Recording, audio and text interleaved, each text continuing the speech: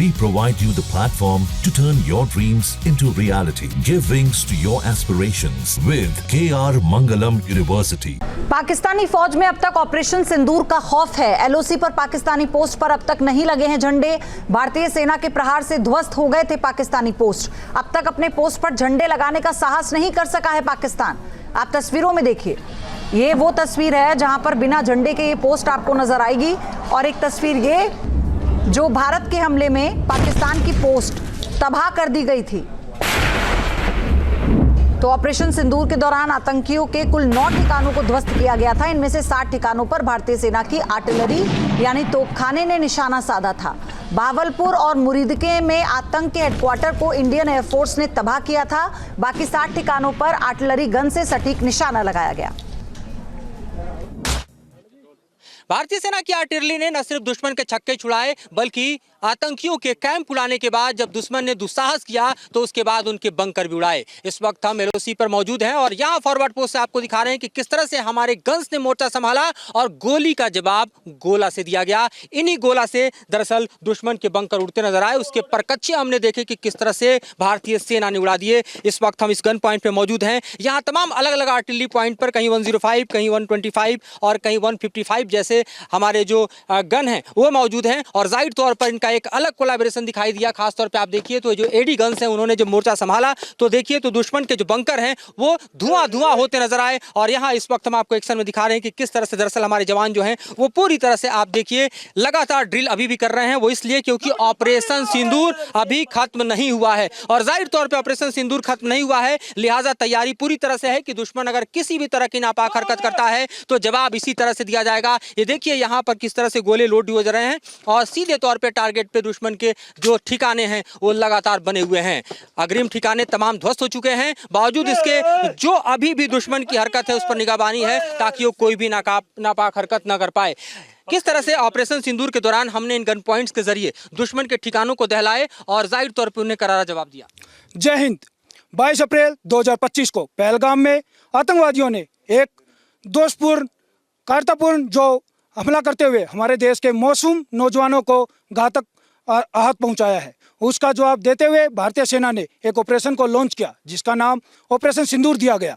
Operation सिंदूर के तहत हमारी भारतीय सेना को डिप्लॉय होने का आदेश मिला। डिप्लॉय हमें तुरंत आदेश मिलते ही हम अपने ऑप एरिया में डिप्लॉय हुए और अपने डिफेंस को इम्प्रूव किया।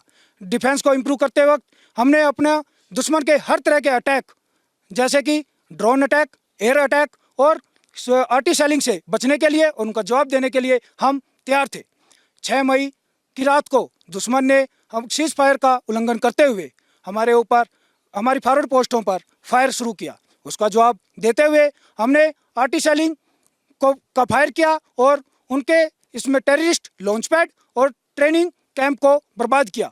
इसके बाद हमारे ऊपर काउंटर बम्बार्डमेंट किया गया जिसमें अपना आर्मी के इंस्टॉलेशन को किसी प्रकार का नुकसान नहीं हुआ, लेकिन सिविल इंस्टॉलेशन का कुछ नुकसान हुआ है।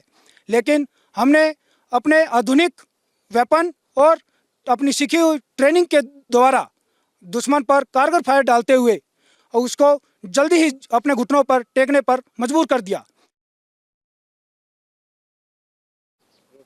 जहां से लड़ी गई जंग वहां इस वक्त न्यूज नेशन और हम आपको भारतीय सेना के आर्टिलरी पावर से रूबरू करा रहे हैं। इस वक्त हम आपको लेकर चलते हैं सीधे कमांड एंड कंट्रोल सेंटर में, जहां से तय होता है कि हमारे आर्टिलरी का फायर पावर दुश्मन के किस ठिकाने को किस ताकत के साथ निस्तेनाबूद करेगा और किस तरह से इसके पीछे की तैयारी है। ये दरअसल देखने के लिए हम आपको लेकर आ रहे हैं यहाँ एक ऐसे बंकर में जो कि पूरी तरह से कमांड एंड कंट्रोल सिस्टम जो है यहाँ पर आपको दिखाई देगा। और ये आर्टिलरी का कमांड एंड कंट्रोल सिस्टम किस तरह से काम करता है ये दरअसल आप यहाँ पर मौजूद सॉफ्टवेयर्स यहाँ पर चल रहे कामकाज के जरिए देख सकते हैं। थोड़ा बहुत जो पब्लिक डोमेन में है उसके हिसाब से हम आपको बताने की कोशिश करेंगे कि किस एक्यूरेसी के साथ जब भारतीय सेना गोली का जवाब गोला से देती है तो दुश्मन का बंकर और उसका समूचा ठिकाना दहल जाता है, जो कि ऑपरेशन सिंदूर में देखा गया। ये बताइए कि जब हमने ऑपरेशन शुरू किया और उस वक्त की स्थिति में सबसे पहले ऑपरेशन सिंदूर के तहत हमने उन ठिकानों को निस्तेनाबूद किया जो आतंकी ठिकाने थे। कितनी एक्यूरेसी के साथ फायर पावर हमने यूज किया? जैसे ही हमको उधर के उनके जो आतंकी ठिकाने थे या लॉन्चिंग पैड थे उनको आइडेंटिफाई किया और उनको पूरी एक्यूरेसी के साथ हमारे पास जो सॉफ्टवेयर है उसको उनका एक्यूरेट डाटा और जल्दी जल्दी डाटा हमें प्रोवाइड करता है, जो हम अपनी गनों को पास करते हैं, और बिल्कुल अचूक बमबारी के साथ हमने उनको पूरी तरह नेस्त नाबूद किया।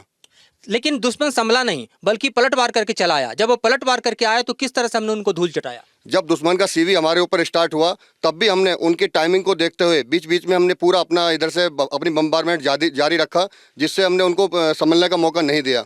अगर मोटे तौर पे हम समझने की कोशिश करें तो किस तरह से जो कमांड एंड कंट्रोल जो है वो काम करता है और बेहद एक्यूरेसी के साथ भारतीय आर्टिलरी जो है वो दुश्मन को दहलाती है। हमारे पास में जो टारगेट्स का डाटा, जो कोऑर्डिनेट्स आते हैं, हम उनको कैलकुलेट करते हैं, और हमारा जो बम्बार्डमेंट है, अपनी गनों से हम बम्बार्डमेंट शुरू करते हैं। इनकेस थोड़ा बहुत यदि करेक्शन होता है तो वो हमें करेक्शन जो हमारे फॉरवर्ड पोस्टेड होते हैं वो हमें लाइन के जरिए देते हैं। उतना करेक्शन अप्लाई करने के बाद हम और भारी मात्रा में और दुगने जोश के साथ में दोबारा से फायर डालते हैं। न्यूज नेशन अब व्हाट्सएप पर खबरों के ताजा अपडेट के लिए न्यूज नेशन के इस QR कोड को स्कैन करें।